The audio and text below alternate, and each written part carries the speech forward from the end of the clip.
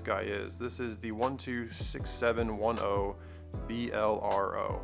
And so what you're getting is the current generation GMT Master, but with the Pepsi bezel in stainless. Absolutely love this watch. It looks every bit as nice in person as I expected it to be.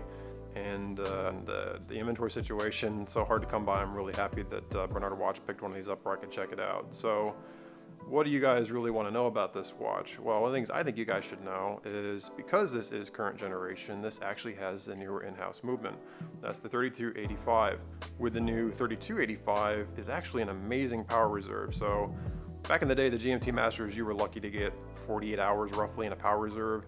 This guy comes with 70 hours of power reserve, and because of that, you have the parachrome balance. And just overall in the movement, Rolex did a lot of things to increase the efficiency of these things such that they're able to have a much longer power reserve. So this is, you know, a great watch where you can wear it during the week, set it down on a Friday night, not wear it during the weekend, and then Monday morning pick it back up and it's not going to miss a beat, literally. And that's just one of those things that's really cool. I also am a huge fan of the Serra chrome bezels. You know, the old bezels that they used to have on the older versions, these 16710s, these aluminum ones, I have a Coke if you guys have seen mine. They're great and all, and they fade and they get a nice patina, but they're delicate compared to Serra chrome. The nice thing about Serra chrome is it's essentially scratch proof, and also the color is never going to fade in theory. And so you get that beautiful luster for many, many years to come. And I don't know, they just have this great reflective property that the older ones don't have. I mean, and I don't know that this is ever going to show up on camera, but there is a night and day difference between the old school and the current generation of Rolex bezels. And I love how the numbers are actually kind of carved into the bezel. It's just such an awesome piece. And as it is a GMT Master, it is a bi-directional bezel, so you can rotate it either direction to alter your time zone offsets. Very cool feature. Also, and my favorite feature of the GMT Master and also of my Rolex Explorer 2 is you get the GMT hand and you get the independent setting of the hour hand. So how does this all work?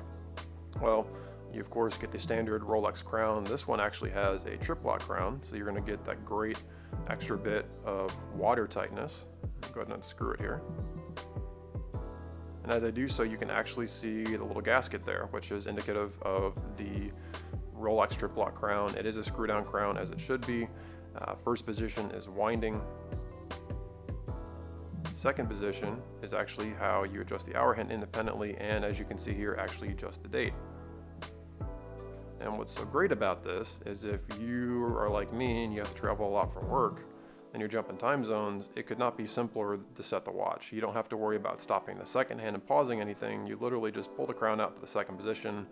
And, you know, let's say I'm in New York now and I'm going to LA. 1, 2, 3. I just set it to, backwards.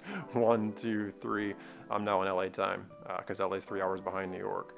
I love this feature on my Explorer 2 and my GMT Master, and I'm glad that Rolex has kept this feature around. This thing is so convenient.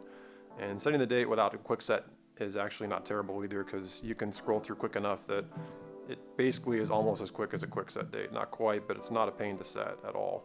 And when you fully pull it out, you'll see, of course, that the second hand is actually going to stop. And we'll zoom in here. And so with the second hand stopped and that ability to hack, you can, of course, precisely set the movement.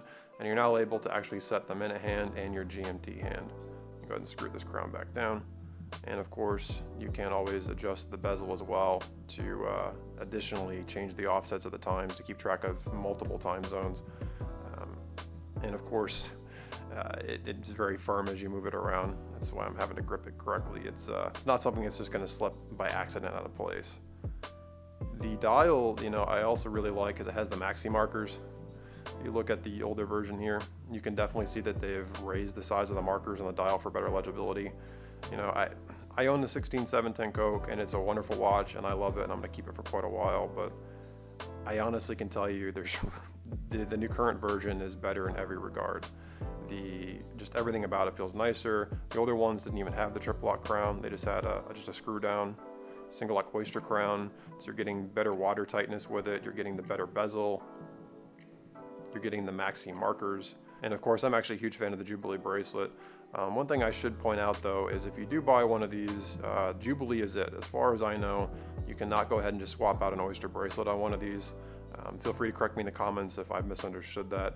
but you are going to be stuck with the Jubilee. But I say stuck sarcastically because, to be honest, the Jubilee is my favorite bracelet that Rolex makes, and it's just because it is so comfortable.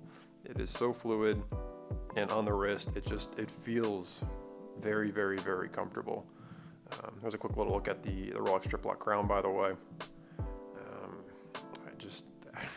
I'm a little speechless. I absolutely love this watch. And also what's really nice is it does, of course, feature the current Rolex fold-over clasp, which is, of course, the current standard. And it's a very nice quality. I always compare it to the old school Rolex clasp that are stamped, that I hated these things. It's really, night and day difference. So if you're looking at a GMT Master and you want to get the most current features, I really think if you're torn between the two, the upgrades on this watch are worth it. To me, the biggest upgrades, apart from the fact that I love the Jubilee, is that new movement with that 70-hour power reserve. To me, is practically unbeatable. I mean, 70 hours, that's a lot of flexibility in your schedule to, take this on and off the wrist as you see fit, and maybe try on some other watches. So with all that said, guys, let's go ahead and I'll do a quick check on the wrist for you, and then we'll go ahead and jump back.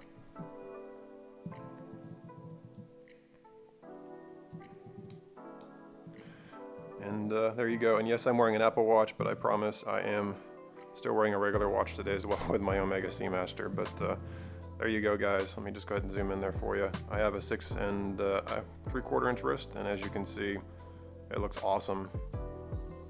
And yeah, I'd happily walk out of here with this thing today. So there you go, guys. Let's go ahead and we'll jump back. So hey guys, I really hope you enjoyed that review. And again, thanks again to my friends at Bernard Watch who keep hooking me up with these really rare watches that I can't seem to find anywhere else. This and the Black Bay 58, I had to look for quite a while to find, so I'm really happy that I finally got to check them out. And this watch is freaking incredible. I mean, I have the 16-710 version. Like I said, I have the Coke version of the Pepsi you saw in the video. They've gotten way better as they've gotten newer. The newer Rolexes they're substantially nicer watches than the vintage pieces. The vintage pieces have their charm, and obviously I own one and I like it a lot, but make no mistake, this watch is better, and substantially better actually. Now the current price premiums, that's kind of ridiculous to me, but hey, if you gotta have one now, you gotta pay to play, man. So I really hope you enjoyed the review.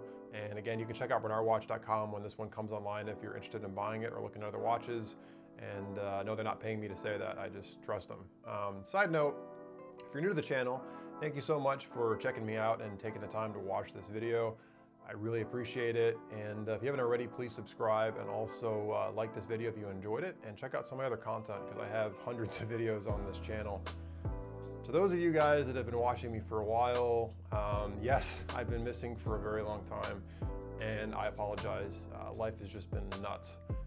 I've changed careers, I've been swapping cars out, and now I'm probably in the process of moving, so I actually may be selling this place and downsizing a little bit and moving downtown into a high-rise is actually my current plan. We'll see how that plays out, but swapped cars out, new career, and potentially new house. There was a lot going on, and so I apologize if there's another gap after this video.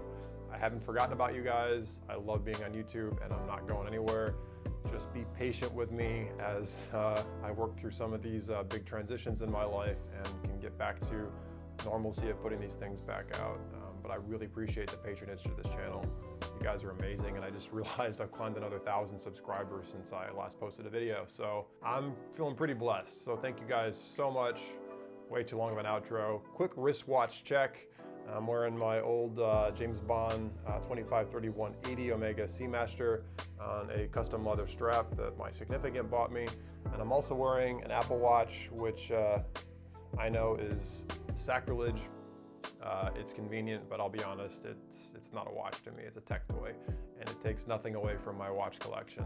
I may do a rant on that later. So sorry, I talked way too long. Really hope you guys are doing well. Happy New Year, guys. Thanks so much for checking this video out, and I'll see you real soon, or as soon as I can. Later.